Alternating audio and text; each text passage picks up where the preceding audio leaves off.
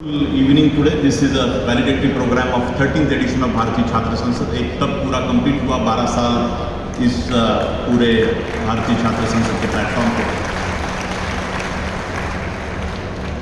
मन में बहुत एक भावना आती है कि कैसे एक छोटी सी जर्नी 2005 में शुरू हुई MIT स्कूल ऑफ गवर्नमेंट के माध्यम से, जिसके ऊपर लोग हंसे थे कि राजनीति में ऐसे कोई पढ़ लिख के प्रशिक्षण देके कोई संस्था नहीं हो सकती। राजनीति तो ऐसे जनरली हम ग्रासरूट से आके कर सकते हैं। लेकिन मुझे खुशी है बताते हुए कि विद द मॉडर्न टाइम मैं चौहान साहब के सामने भी ये बोलना चाहता हूँ, उनका बहुत प्रदीर्घ अनुभव है इस पूरे विषय से। बहुत सारे बाकी भी कुछ MLAs यहाँ पे बैठे हुए जो बहुत प्रोसेस से आए हैं, तो आप राजनीति बहुत अच्छे तरीके से जानते हैं। लेकिन मेरी ये जो भी कोई अभ्यास था इस बारे में, जो भी मेरा एक चिंतन था कि भाई करंट टाइम में, अभी आने वाले समय में हमें प्रशिक्षण राजनीति में बहुत ज़रूरी है। राजनीति के प्रति आस्था, राजनेताओं के प्रति आस्था, पॉलिटिकल पार्टियों के प्रति आस्था, ये बात पिछले 19 सालों से हम बोलते आए हैं कि राजनेता चोर है, पार्टियाँ भ्रष्ट है। सिनेमा में देखते हैं, जनरल हमारे टॉक्स में हम बात करते हैं, क्रिकेट की बात, पॉलिटिक्स की बात, सिनेमा की बात, ये बहुत आम चर्चा भारत में होती है। और पॉलिटिशियंस के बारे में हमारी मतलब एक सटायर जिस तरीके से कह सकते हैं कि हमेशा राजनेता यानी, तो मैं इसको बहुत बारीकी से, जो भी एक तालीम मुझे हमारे फाउंडर साहब, माय फादर डॉक्टर कराड़ू से मुझे मिली कि भाई समाज को हमने किस तरीके से देखना चाहिए, तो उसी का नतीजा है कि 2005 में ये पहला स्कूल राजनीति का प्रशिक्षण देने का पैदा हुआ। और उसी के पेट से भारतीय छात्र संसद का 2011 में मेरी जो उत्कंठा थी कि भाई हम इम्पैक्ट कैसे करें हमारे लोकतंत्र के ऊपर,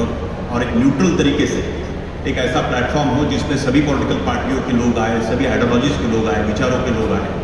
और वो अपनी बात लोकतंत्र के बारे में, नेशनल कंसर्न के बारे में यहाँ पे रखें। और इसको आगे रखते हुए हम नेशनल वुमेंस पार्लियामेंट जैसा प्लेटफॉर्म हमने शुरुआत किया। नेशनल टीचर कांग्रेस, राष्ट्रीय सरपंच संसद, करीबन 7,000 सरपंचों को चौहान साहब हमने अभी तक ट्रेनिंग दिया हमारे इस फाउंडेशन के माध्यम से महाराष्ट्र, और महाराष्ट्र के बाहर भी जाके सरपंचों को कैपेसिटी बिल्डिंग करने की हमारी मानसिकता है। लोग बहुत सारे,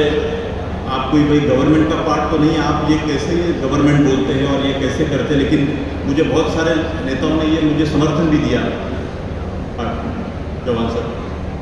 कि सिविल सोसाइटी से ये आवाज़ आगे आना ज़रूरी है। डेमोक्रेसी को अगर मैच्योर होना है तो आपने जो काम हाथ में लिया है तो ये बहुत इंपॉर्टेंट है। और उसी को आगे लेते जाते हुए मैंने सभी विधानसभाओं के साथ, विधानसभा अध्यक्षों के साथ जो नाता भारतीय छात्र संसद और MIT स्कूल ऑफ गवर्नमेंट के माध्यम से बना, और ये रिलेशनशिप को आगे ले जाते हुए हमने ये भी बोला कि ये सभी स्कूल ऑफ गवर्नमेंट की शाखाएं, हर विधानसभा की लाइब्रेरी वहाँ पे है, वहाँ के पॉलिटिकली अवेयर ऐसे नेता MLAs भी वहाँ पे है, वो प्रैक्टिकल इंसाइट बच्चों को देने के लिए, सिखाने के लिए आ सकते हैं। और ऐसा भी एक मैंने मॉडल पिछले 5 साल से सभी विधानसभाओं के साथ हम परस्यू कर रहे हैं कि सभी विधानसभाएं 30 ऐसे लीडरशिप के school, MIT school of government जैसे यहाँ पे पनपा, तो ऐसा एक महत्वपूर्ण ऐसा कि जिसके 6 MLA अभी तक बन गए लोग, जिसके ऊपर हंसे थे 18 साल पहले, और सभी पॉलिटिकल पार्टियों में पद लेके बहुत अच्छे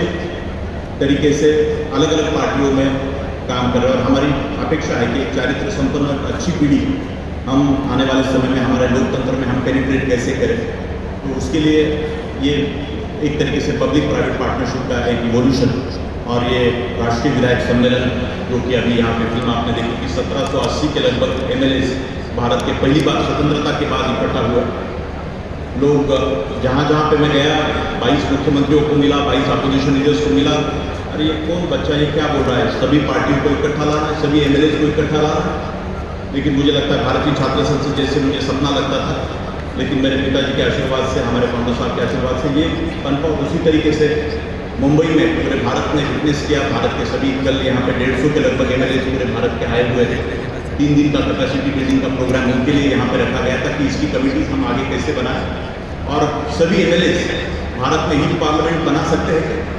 आप इमेजिन करिए कि 4 करोड़ बच्चे 12वीं के बाद के भारत में पढ़ते हैं, और 11-12 के तो उससे भी ज़्यादा बच्चे भारत में पढ़ते हैं। तो अगर सभी MLAs ने भारत में उस तरीके से यूथ पार्लियामेंट के इस तरीके के प्लेटफॉर्म, और जो चेतना यहाँ की जो 2011 से शुरुआत की, तो अभी नेशनल यूथ पार्लियामेंट भारत सरकार ने शुरू किया, उसमें भी हमारा छोटा सा रोल रहा। और बाकी भी बहुत सारी जगह पे यूथ पार्लियामेंट की जो कल्पना अलग अलग राज्यों में अलग अलग जगह पे जो हुई, उसकी मूल कल्पना यहाँ से जन्मी, इसका मुझे समाधान है और एक संतुष्टता भी है कि हम छोटा सा कुछ कर पाए इस पूरे विषय में। मुझे जो बच्चों ने इंस्पायर होकर ऐसे प्लेटफॉर्म खोले, उनका भी मैं आज यहाँ पे वैलिडिटी प्रोग्राम में अभिनंदन करना चाहता हूँ। आज के समय में सोशल मीडिया का समय, और मैं और एक बात देखता हूँ कि फुलफिलमेंट की बात बच्चों में भी मुझे कई बार सब कुछ होने के बावजूद भी ऐसा कि इंटरनल फुलफिलमेंट नहीं है। एज ए एजुकेशनिस्ट 70,000 बच्चे